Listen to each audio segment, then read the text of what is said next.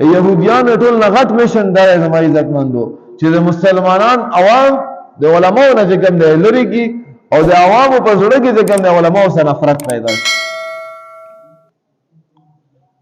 نن سبا زما عزتمندو زمونږ عوام د علماو نه منډې وهي ټول نه، خو بعض داسې و حالات داسې جوړېږي مزه مزه باندې چې عوام چې کوم دی علماو نه ځان لرې کوي، تختی ته نه.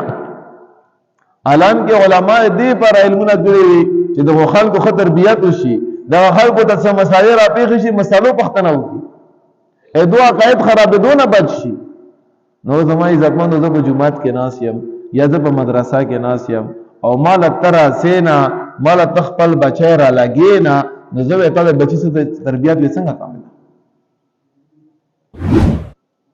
د قیامت په ورځ باندې زما عزتمندو سړی په خپل عمل باندې نشي بچېدی. یا سړی وایي چې ما خو نیک عمل کړي دي بس زه بد شم. د هر یو کس نه د خپل اولاد مبارک پوښتنه کېږي. حدیث مبارک کې راځي کلکم راء وکلکم مسئول عن رعیته.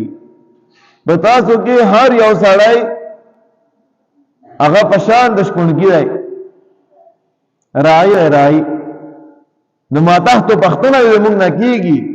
اوس زه د کور مشر یم، د ما نه د خپل کور د خلکو پښتنه کېږي، د ما نه د خپل ښځې د خپلو بچو د خپلو کشرانو پښتنه کېږي چې تا د دو ښه تربیت کړی او که یې نه کړی.